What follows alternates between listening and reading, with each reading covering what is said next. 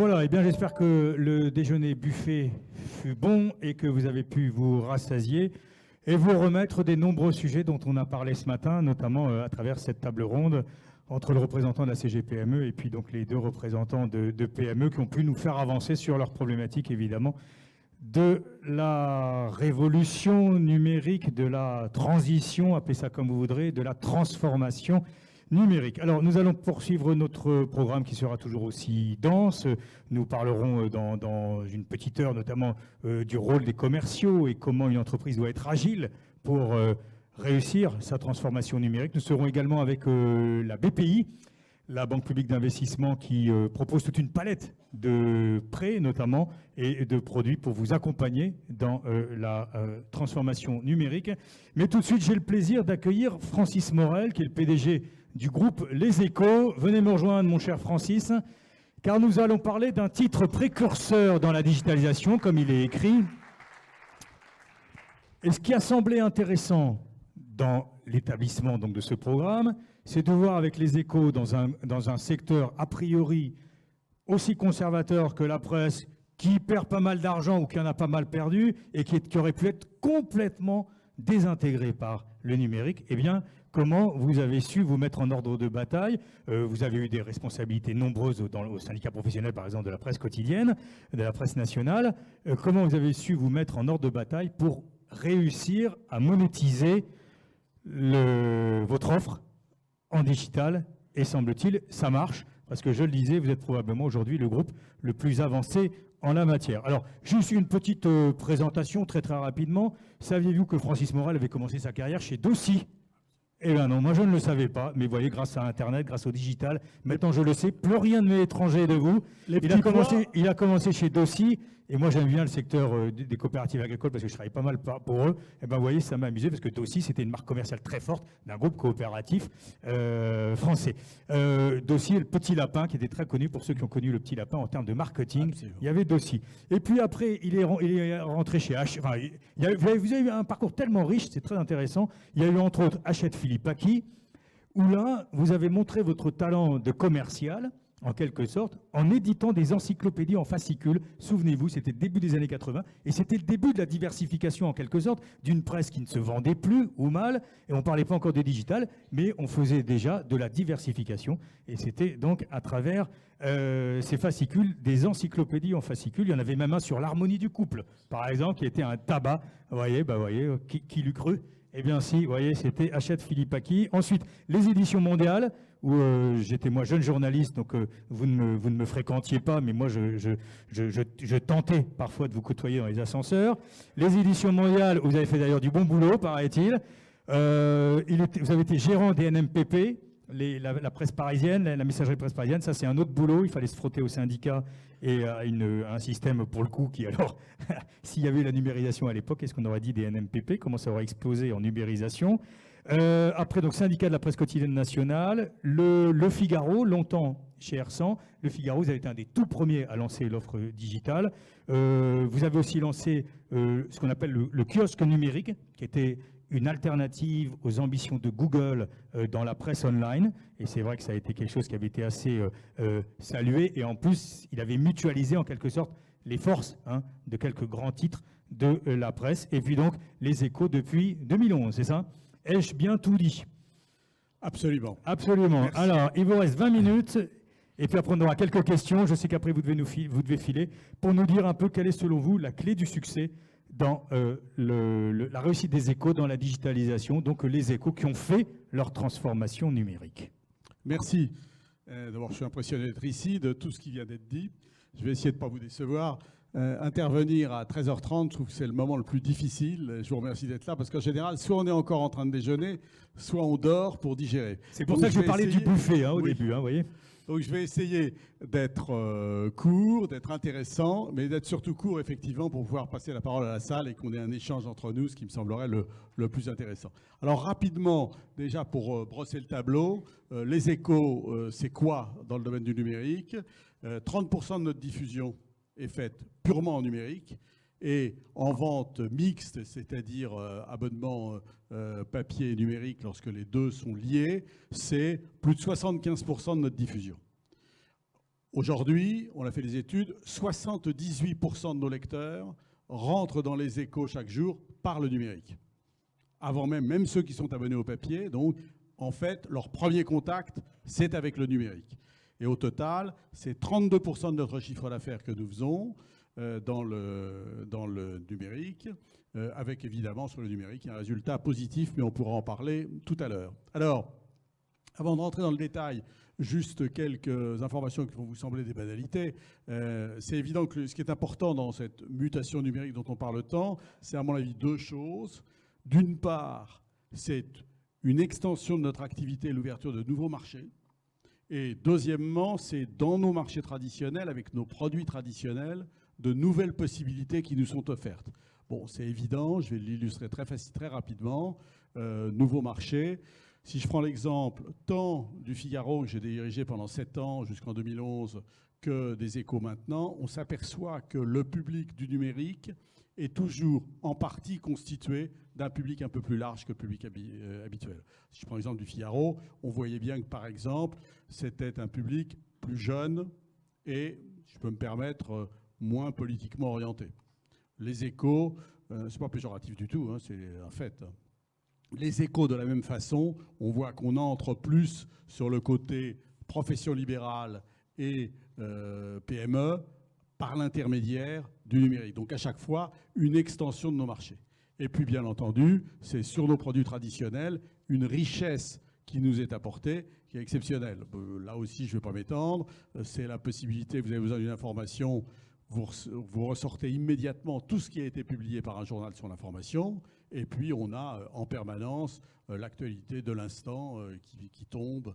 Et donc, quelque chose qui fait que c'est une telle révolution qu'on ne peut plus s'en passer. Et c'est en ça qu'effectivement, c'est vraiment, quand on parle de révolution numérique, c'est pas excessif, c'est vraiment ça. Et je raconterai même tout à l'heure pourquoi, à mon avis, nous n'en sommes encore qu'au début. Alors, quand on a acté ce genre de choses, comment on le traduit dans les faits, si on est concret, c'est dans un journal. Comme vous le disiez tout à l'heure, c'est pas forcément le milieu le plus... qu'est-ce que je vais dire ? Il faut que je fasse attention à ce que je dis, parce que sans ça, on va m'écharper. C'est pas forcément le milieu le plus ouvert aux innovations. Voilà, je dirais ça. Bon. Vous avez l'art de la litote, c'est bien. Oui, et là, pour la première chose, c'est d'expliquer aux gens que ça veut dire que leur façon de travailler va changer. Et ça, c'est extrêmement important. Moi, j'ai toujours le souvenir, lorsque je suis arrivé aux Échos et que j'ai expliqué ce que je voulais faire sur le papier, mais surtout sur le numérique, l'un des rédacteurs en chef, donc pas un niveau, pas un petit journaliste de base, hein, le rédacteur en chef, me disant, mais finalement, comme on perd de l'argent sur le numérique, parce qu'à l'époque, on perdait de l'argent sur le numérique, est-ce qu'il faut vraiment aller dans le numérique ? Est-ce que c'est vraiment utile ? Quand un rédacteur en chef vous pose cette question-là, vous vous dites, là, ça ne va pas être évident. Hein. Voilà. Donc, la première chose, c'est de faire comprendre qu'il y a une modification dans les comportements et que ça veut dire une modification psychologique dans la façon d'aborder leur métier de tous les jours. Le métier de tous les jours d'un journaliste, là aussi je vais être un peu caricatural hein, pour faire sourire, traditionnellement c'était quoi ?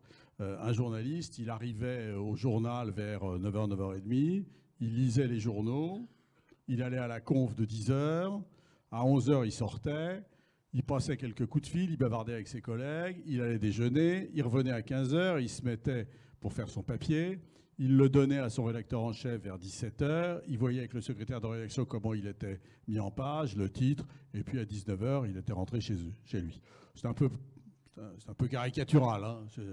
Voilà, bon, ouais. Mais c'est pas... S'il y a des journalistes ici, je vais me faire écharper, ou demain en comité d'entreprise, lundi en comité d'entreprise, je vais me faire écharper. Mais fondamentalement, c'était quand même pas complètement le contraire. Là, qu'est-ce qui se passe maintenant ? D'abord, normalement, le journaliste, il a déjà lu les journaux la veille au soir sur sa tablette. Donc il arrive au journal, il l'a vu. À partir de 8h, 8h30, on a la première conf pour le numérique, où on décide d'un certain nombre de papiers. Ensuite, à la conf de 10h, on décide non pas de ce qu'on mettra dans le journal du soir ou du lendemain, mais de la façon dont les sujets vont être traités. Ça, ce sujet-là, tu vas me faire un premier rang que tu essaieras d'envoyer à 14 heures quand tu auras appelé un tel. Ensuite, pour le soir, tu feras telle autre chose pour le traiter sous un angle différent. Et tout au long de la journée, le travail est totalement modifié parce que, en fonction de la possibilité de remettre à plat, de remettre à jour les articles, eh ben, on a des angles différents qui se multiplient. Et c'est ce qui est extraordinaire, c'est ce qui est passionnant, mais qui demande de la part des rédactions un très gros travail. Et là, je trouve qu'il faut saluer le travail qui a été fait parce qu'aujourd'hui, il n'y a plus aucun, je prends l'exemple des Échos, il n'y a plus aucune difficulté, aucune réticence, au contraire, sur le fait que tous les journalistes, toute la rédaction est totalement bimédia. Et un journaliste fait aussi bien un papier sur le web qu'un papier sur le quotidien. C'est absolument naturel. Le seul petite partie qu'on ait, c'est le desk web pour les mobiles, j'en parlerai tout à l'heure, où là, il faut effectivement des gens qui ne fassent que du desk web, parce que pour envoyer les informations qu'on a minute par minute, il faut des gens qui ne fassent que ça. Mais sans ça, tous les autres, donc l'essentiel de la rédaction, fondamentalement, ils sont maintenant devenus totalement bimédia. Et c'est fondamental pour un média, parce que sans ça, la révolution ne se fait pas. Ce travail en interne, donc, je considère qu'aujourd'hui, on a vraiment franchi le pas, et le problème ne se pose plus. Et pour ce que j'en vois chez mes confrères, je crois que c'est assez largement le cas. Alors, à côté de ce travail en interne qui permet de modifier le produit qu'on offre, de modifier l'offre éditoriale, ben derrière, la deuxième étape, qui d'ailleurs se fait en même temps que la première, mais c'est un travail marketing. Le travail marketing, c'est comment est-ce qu'on va faire prendre conscience de cette offre et comment va-t-on donner envie d'aller voir cette offre différente. Nous avons été aux Échos les premiers à mettre en place ce qui existait aux États-Unis, qui est un paywall. C'est-à-dire qu'à partir d'un certain nombre d'articles consultés, il faut d'abord s'inscrire, puis ensuite payer. Très largement, ce qui existe encore, c'est une consultation gratuite des sites. Moi, j'ai tout de suite pensé que nous ne pouvions pas faire ça, parce que même si les recettes de publicité sur le numérique sont importantes, si on veut rentabiliser nos sites, et compte tenu du succès de ces sites, on est obligé de faire payer. Je ne peux pas avoir une offre payante qui serait le papier et quasiment la même chose sur le numérique gratuit. C'est, quand on y réfléchit un instant, ça n'est pas possible. Je dirais volontiers que j'ai eu la chance qu'avec les Échos, j'ai un public qui est prêt à payer. Pour en parler tout à l'heure, peut-être que vous me poserez des questions sur le sujet. Je n'ai pas encore plongé dans le dossier du Parisien qu'on vient de racheter, mais il est évident que la problématique dans le domaine du Parisien va être différente. Mais sur les Échos, j'ai tout de suite considéré que la mise en place du paywall était quelque chose de fondamental. Et quand on fait le bilan, puisque je l'ai mis en place fin 2012, donc il y a maintenant 3 ans, c'est évidemment un très grand succès. C'est ça qui a permis le développement de nos abonnements numériques. Aujourd'hui, comme je le disais tout à l'heure, c'est donc plus de 30% de notre diffusion qui est faite par les abonnements numériques. Et c'est ça qui permet le développement de notre diffusion totale. Si cette année, en 2015, à nouveau, nous allons avoir une diffusion en progression, cette année, ce sera la 6e année de progression de diffusion consécutive pour les Échos. C'est la meilleure diffusion des 10 dernières années. Au petit accès pas de fausse modestie, en fait, on n'est pas mécontent parce qu'on est les seuls à avoir ces chiffres-là. Ça fait plaisir. Mais pour être sérieux et pour revenir là-dessus, ce résultat, on l'a grâce aux abonnements numériques et grâce à la mise en place du paywall. Parce que quand on regarde, on a grosso modo des abonnements papier qui sont stables, des ventes au numéro qui sont en baisse parce que la tendance générale des ventes au numéro est en baisse, et par contre une progression extrêmement forte des abonnements numériques. 2013, on avait quasiment 0 abonnement numérique. Aujourd'hui, c'est 30% de notre diffusion. Donc ça, c'est quelque chose d'assez spectaculaire. Et je crois que ce choix du paywall, on a vraiment eu raison de le faire et que c'est une des raisons de notre succès. Et puis, à côté de l'offre éditoriale, offre publicitaire. Là, nous avions très vite décidé que, à la différence de nos confrères, nous ne devions pas faire de course à l'audience. Donc les 10, 12, 15 millions de VU de certains de nos confrères, ça ne devait pas être notre stratégie parce que la caractéristique des Échos, c'est d'avoir un lectorat particulier qui est je rappelle lectorat premium, c'est par cœur, mais chef d'entreprise, PME, donc assez haut de gamme, niveau de revenu élevé et actif dans les entreprises. Et je crois qu'il faut qu'on se concentre là-dessus et qu'on ne se disperse pas. Et j'avais expliqué en interne que si on se mettait à vouloir courir les 10 ou 11 millions de visiteurs uniques de nos confrères, nous ne serions plus sur notre cible. Et que le digital, ça doit être la mise en avant de la qualité de nos lectorats, de nos data. Et donc, il fallait, je l'ai dit, 4 à 5 millions, c'est notre objectif, parce qu'au-delà de ça, nous perdons en qualité de lectorat, en qualité d'internaute. Donc, on a beaucoup investi là-dessus, avec un problème, parce que comme on est ici, on est là pour échanger. On a beaucoup travaillé sur l'exploitation des data pour la valorisation de nos espaces publicitaires.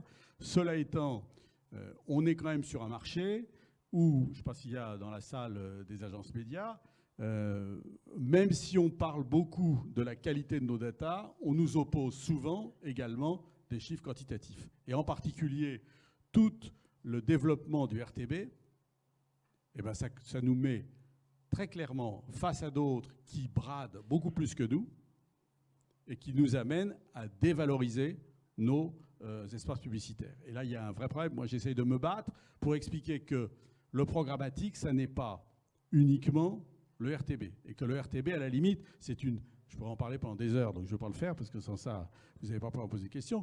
Le RTB, c'est une déviation du programmatique, une déviance. Hein. Le programmatique, c'est une valorisation de mes datas. Le RTB, c'est essayer d'acheter mes datas le moins cher possible, et à ce moment-là, je me trouve confronté avec certains qui se sont battus sur les volumes, et j'ai du mal à passer. Et là, sur la valorisation des espaces publicitaires, on est, à mon avis, encore au début de ce que l'on peut faire. Il y a effectivement, par l'exploitation des datas, des gisements qui sont très intéressants. Pour le moment, la lutte existe encore entre le quantitatif et le qualitatif. Et c'est important pour un titre comme le mien, qui volontairement, encore une fois, a décidé de ne pas se battre sur le quantitatif. Et très souvent, on se retrouve confronté à des gens qui veulent parler quantitatif. Donc là, on a un développement de notre chiffre d'affaires publicitaire digital avec ce problème, on pourra en parler si vous le voulez, qui est qu'en fait, c'est la bonne exploitation des datas ou pas. Et l'habitude depuis des années de raisonner quantitatif. J'ai quasiment terminé, parce que je sens que vous vous impatientez. Je dirais... Non, pas du tout, pas du tout. Au contraire, je trouvais que votre... C'est pas pour lui envoyer des fleurs, mais que vous aviez un raisonnement extrêmement cohérent et que tout ça comment dirais-je, glissait bien et qu'on passait d'une problématique à une autre. Il y avait celle qui, à la limite, je suis sûr que vous alliez nous en parler, c'était le papier quand même dans tout ça. Jusqu'où, combien de temps on peut rester avec une offre papier. C'est peut-être ça là-dessus où je peux vous relancer, si vous voulez, Francis. Alors, j'ai quasiment terminé. J'ai encore deux choses avant d'en venir à ma conclusion où je parlais de ça. D'abord, le deuxième point, le dernier point, c'est la rentabilité. On en parlait tout à l'heure. Il est évident que la rentabilité doit être trouvée dans le numérique. Et à mon avis, pour la trouver dans le numérique, on a besoin de vendre ses contenus. J'en reviens au paywall. Moi, je pense qu'un modèle qui vivra uniquement sur les recettes de publicité aura du mal à trouver durablement sa rentabilité. On peut en parler, mais il y a une telle exposition, une telle offre, que si on ne repose que sur la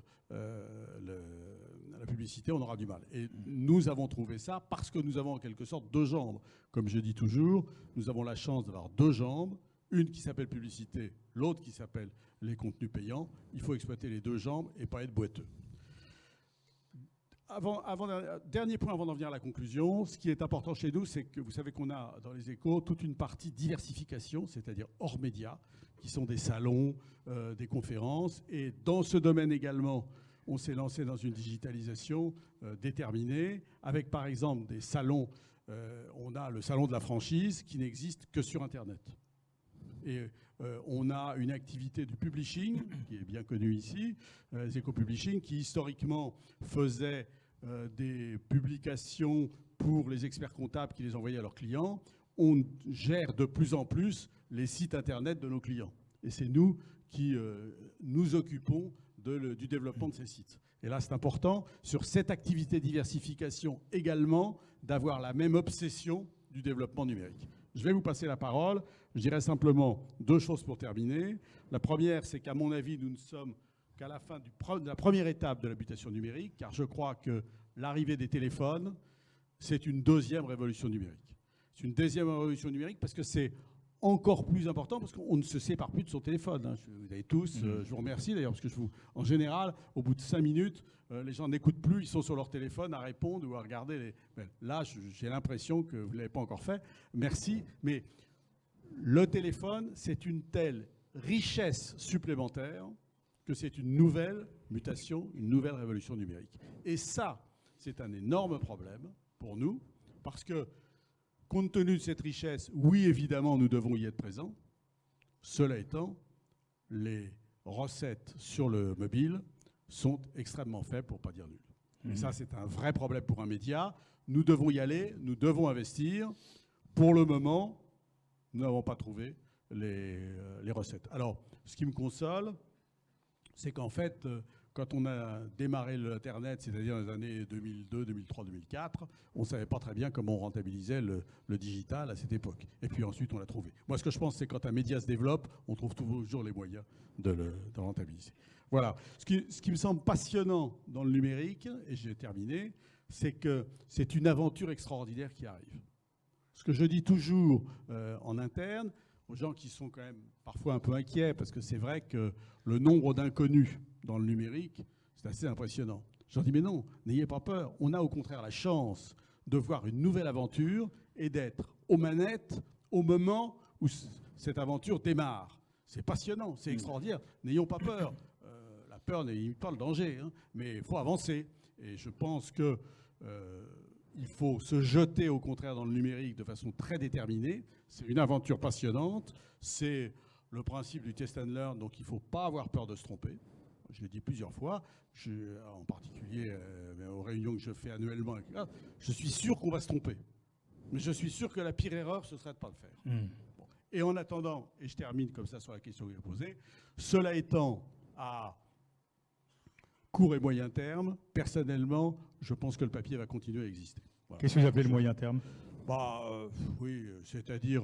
10 ans, 15 ans 5-10 ans. 10 ans. 10 ans. Pas plus? J'en sais rien. Ouais. Non, ce que je veux dire, c'est qu'au-delà de ça, j'en sais rien. Le numérique modifie tellement les choses que franchement, dire ce qui va se passer dans 20 ans, je ne suis pas capable de le dire. Moi, je dirais bien que dans 10 ans, il y aura toujours du papier. La grande question que l'on peut se poser concerne les jeunes. Moi, je suis frappé, mes enfants qui ont 31 et 29. Ils n'achètent plus le journal. Ils lisent plus de quotidien que moi. Ah bon? Papier? Mais aucun sur papier. Ah oui, c'est ça. Oui, ah bah oui. Ah mais oui. Ils me disent, donc ils n'achètent plus le journal. T'as vu dans tel journal américain? Je lui dis, comment vous avez fait ça pour lire ça? En fait, sur Internet, ils lisent tout, mais jamais sur papier. Donc cela. Et donc ils n'achètent jamais?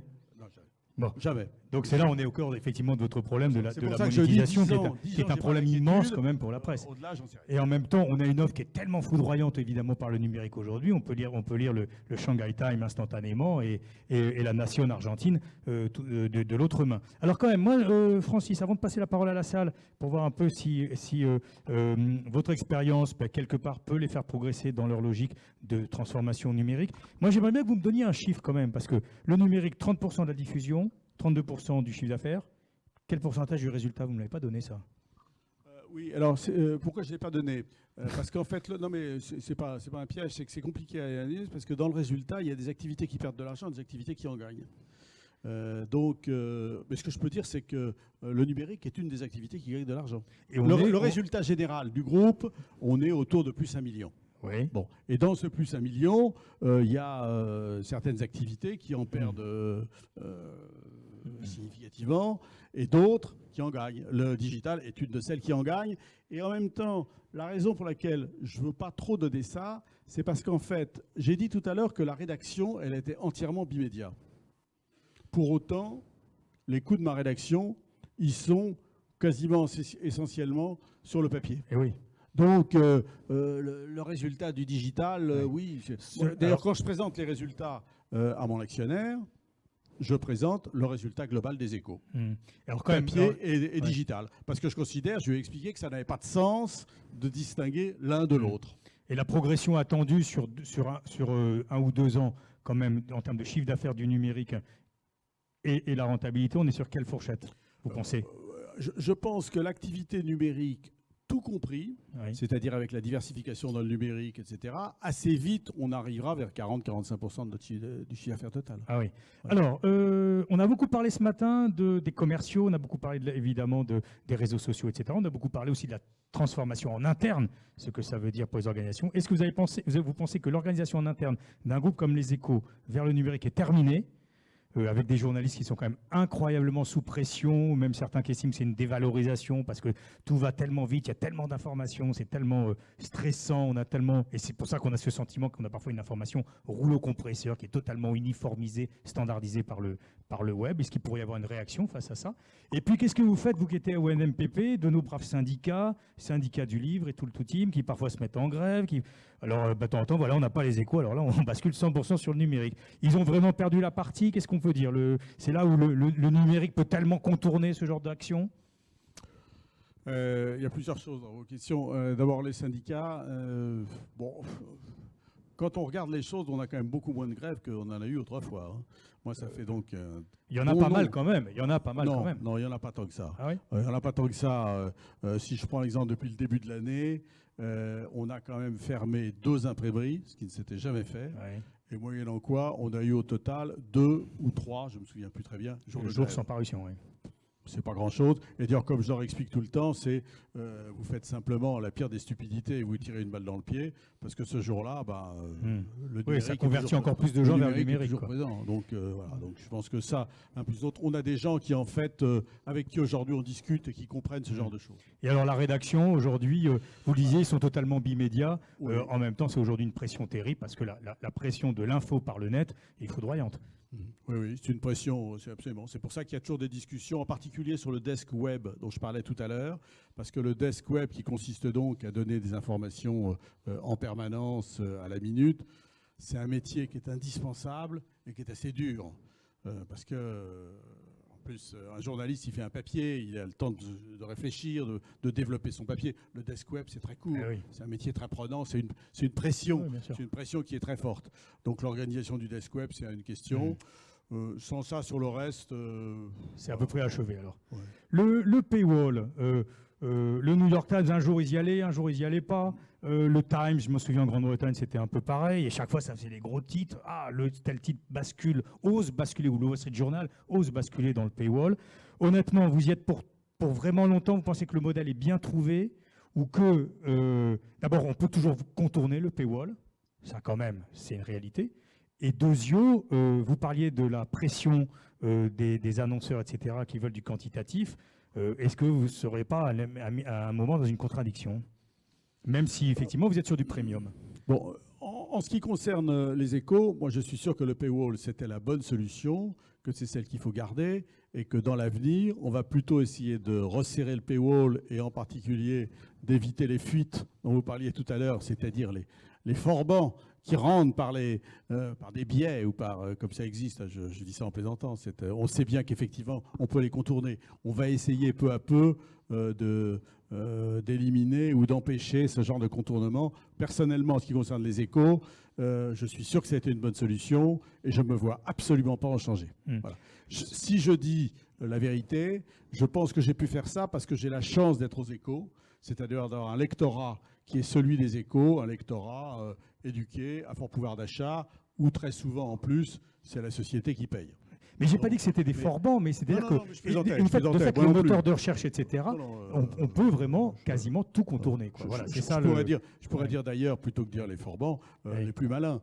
Oui. Parce que c'est vrai que ça existe, on a le droit de le faire. Bon, alors, donc si je reprends l'exemple le paywall, pour moi, je peux la mettre en place. Si je prends l'exemple du Parisien, que je n'ai pas encore repris, mais sur lequel je discute beaucoup, puisque ce sera fait d'ici à fin octobre, je pense, compte tenu du lectorat du Parisien, je pense que ce sera très difficile de le faire payer. Voilà. Et avoir un modèle freemium. Alors, oui, c'est à ça que j'allais. Je pense, si je reprends toujours l'exemple du Parisien, qu'on peut peut-être, sur certaines parties du site, demander un paiement. Mais ça demande une qualité éditoriale vraiment exceptionnelle pour justifier qu'on paye. Je prends 2 exemples. On pourrait imaginer que le passionné de football et l'amateur, ou le passionné même du Paris Saint-Germain, accepte de s'abonner pour 5 € par mois à la partie foot du Parisien. Ouais. Mais ça coûtera très cher de développer une partie foot de grande qualité journalistique au Parisien. Ça coûtera de l'argent au niveau éditorial. Et oui, c'est sûr. C'est ça. Parce que c'est une idée qu'on a.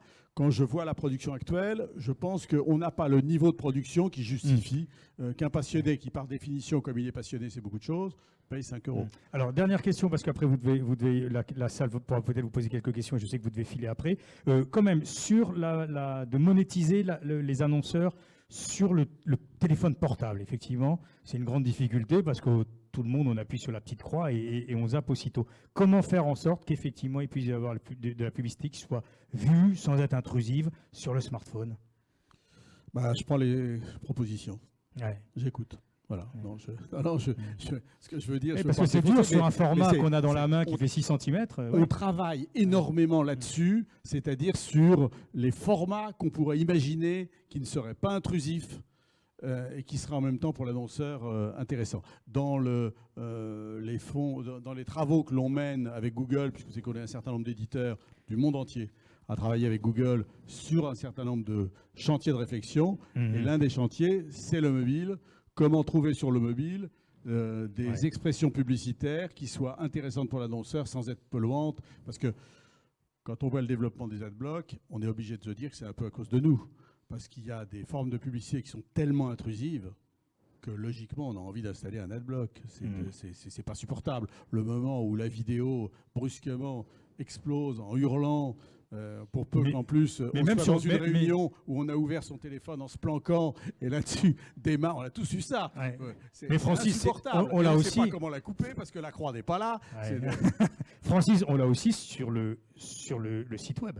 Oui, bien sûr. Ouais, bien sûr, mais, bien sûr. même sur celui des Échos. Oui, tout à fait. Je peux être coupable. Alors, est-ce qu'il y a des questions? Là, pour prendre cet exemple-là, c'est intéressant parce que je me bats effectivement avec ma régie là-dessus en disant je ne veux plus qu'on fasse ça. Et en même temps, ma régie, elle revient, elle dit attendez, mais vous avez vu l'objectif que nous donnez vous voulez qu'on fasse les 2 millions le mois prochain? Mais là, vous venez d'en supprimer 300 000. Allez, est-ce qu'il y a des questions à poser à Francis Morel? Monsieur, rapidement, parce qu'il a 5-7 minutes, il nous a dit plein de choses passionnantes. Est-ce que vous voulez prolonger, monsieur? Suivant les consignes, je me lève. Laurent Lévy, je suis consultant en data center, en infrastructure de data center pour Lenovo. Dans le même temps que la presse papier se digitalise, et vous parlez du webdesk, on voit aussi apparaître la digitalisation des radios et des télévisions. Quelles sont vos idées sur la concurrence ou la convergence? Alors, c'est... Pour dire la vérité, j'ai pas trop envie de répondre à cette question. Et vous allez voir pourquoi. Pourtant, vous y avez réfléchi, je suis sûr. Non, mais oui, énormément. En fait, je suis assez satisfait parce que les radios et les télévisions ont fait très peu de choses en digitalisation. Quand on regarde d'ailleurs les sites d'information les plus consultés, il y a très peu, elles n'existent pas. Europe 1 n'existe pas. Il y a France Télévisions qui existe en termes de nombre de visiteurs uniques, mais à quel prix? Parce qu'ils ont très bien réussi. Je trouve que Rémi Fimelin a fait un travail fantastique là-dessus avec Bruno Patino. Ils ont mis énormément d'argent. Mais sans ça, les autres, TF1 est inexistant sur Internet en matière d'information. Moi, ça m'arrange bien. Donc, j'ai pas envie d'en parler trop. Parce que enfin, ils vont commencer à mettre des moyens et un jour, ils vont, par exemple, le site de BFM, ça alimente drôlement, mais et c'est vrai que ça devient quelque part, c'est pas tellement des vidéos qui mettent, finalement, c'est des papiers, des trucs comme ça. Hein. Vous avez tout à fait raison. Le BFM est l'autre exemple. Ils ne sont pas encore... Moi, personnellement, je considère que BFM est potentiellement un concurrent très important. D'autant plus que, et là, je vais dans votre sens, hein, c'est pour ça que je suis en même temps très préoccupé par cette question. Hein. Je ne veux pas y répondre, non pas parce qu'elle ne m'intéresse pas, mais parce qu'elle m'angoisse. Donc, je préfère pas trop m'en parler. Mais parce qu'en plus, on voit bien que dans le... C'est pour me dire qu'il faut que je suis... 3 minutes. Oui, c'est chez Microsoft, c'est comme ça que ça marche. On voit bien que sur Internet, ce qui est très important, c'est les vidéos. dans le monde entier, hein, même dans l'information, Ouais. ce que les gens regardent d'abord, c'est les vidéos. Et là, en matière de vidéo, nous, site de presse écrite, on n'est pas bon, parce qu'on n'a pas. Ouais. Et c'est pour ça que je suis très inquiet, parce que les sites de télé, s'ils veulent s'attacher à ce problème, a priori, ils ont beaucoup plus d'avantages que nous. Et donc, je suis très inquiet, pas mécontent qu'il n'ait pas fait grand-chose, mais pour le moment, mais pour autant très vigilant, parce que je pense que ça ne va pas durer, que vous avez raison, c'est un vrai problème. Est-ce qu'il y a une dernière question à poser à Francis? Je ne le vois pas bien, donc oui, il y a quelqu'un, voilà, hop, avec la lumière, mademoiselle. Bonjour, merci pour votre intervention et sa qualité. Je travaille dans la presse professionnelle. On va d'ailleurs intégrer le groupe Altis Media au mois de novembre. Ma question concerne justement le contenu enrichi et ce qu'on pourrait appeler le confort de lecture. Est-ce qu'on peut envisager un modèle économique qui se baserait justement sur des contenus qualitatifs, enrichis, mais sans publicité? Pour le moment, ça n'existe pas encore beaucoup. On en est vraiment au début. C'est une vraie question parce que c'est des contenus qui coûtent très cher pour les enrichir et qu'on ne sait pas bien monétiser. Mais ça fait partie des réflexions qu'on a parce qu'évidemment, le numérique doit nous permettre de sortir des contenus enrichis. Mais pour le moment, on est confronté à une vraie équation économique qui fait que c'est cher et qu'on ne sait pas bien valoriser en plus cet enrichissement. Est-ce qu'il y a une dernière question? Oui. Oui, commencez, allez-y, allez-y. Voilà, quelqu'un court, voilà, hop, va, court, vol. Vous disiez qu'on est arrivé à la fin de la première étape du numérique. Donc la deuxième étape, elle serait plus influencée par les modifications, notamment sur les devices, sur tout ce qui est mobile, smartphone, etc. Comment vous la voyez, cette deuxième étape? C'est-à-dire Pour les échos. Oui, pour les échos. Du mobile. La deuxième étape de la transformation digitale. Je vous dis, pour moi, ma grande question, c'est effectivement comment je vais développer sur le mobile les sites que j'ai actuellement et comment est-ce que l'offre mobile, je vais la développer sur l'offre digitale, je vais la développer sur le mobile et je vais rentabiliser mon mobile. Pour le moment, j'ai une solution que j'ai mis en place il y a de ça quelques semaines, qui n'est qu'un premier début, donc ça ne me satisfait pas complètement, qui consiste à faire que sur le mobile, l'info que l'on donne soit extrêmement courte, qu'il faille, on passe automatiquement, si on veut, sur le site pour avoir une information plus longue, et à ce moment-là, on cogne le paywall. Voilà. Et donc, je suis dans un univers où je développe mon paywall grâce au mobile. Ça n'est pas en soi la rentabilité de mon mobile, la rentabilisation de mon mobile. Par contre, c'est la rentabilisation de l'ensemble de l'écosystème digital. C'est ça, vous allez concilier immédiateté et qualité. Mais je voudrais quand même trouver une solution pour le mobile en soi. D'où les travaux qu'on a avec Google qui m'intéressent beaucoup. Mais je suis frappé, puisqu'on a donc des réunions à peu près une fois par mois avec 8 autres éditeurs européens. On a tous les mêmes problèmes. Ah bah oui. C'est-à-dire que ces questions sur le mobile, il n'y en a pas un qui a trouvé de bonnes réponses. Ni aux États-Unis. Ni aux États-Unis. Ah, bien sûr. Ni aux États-Unis. Allez, Sarah, vous avez une petite question et puis après on va filer. Allez, vous aussi vous avez de la voix? Non? C'est vrai que la fois dernière vous aviez la grippe. Donc Sarah Benchaben de la société 3LI. J'ai une question très rapide. Jusqu'où va aller votre digitalisation pour la suivre, puisqu'elle va évoluer? Est-ce que vous comptez vous diversifier davantage comme le groupe Figaro? Oui, c'est ce que je vous posais avec CCM Classified. Benchmark. Ils ont payé très cher. C'est pas moi qui l'ai dit. Enfin, ce qui est sûr, c'est que oui, on peut faire de la croissance externe pour accélérer la digitalisation. Voilà. Et je m'arrête là et nous en reparlerons dans un mois. On verra si ça On aura va marché. dans un mois. Allez, on l'applaudit chaudement. Merci Francis Morel. Je crois qu'il y a un mototaxi qui vous attend. C'était super, merci à vous. Et on va vous raccompagner. Là, il y a l'entrée des artistes ou alors par le fond. Peut-être c'est plus simple par le fond. On va vous accompagner. Allez, on va passer à...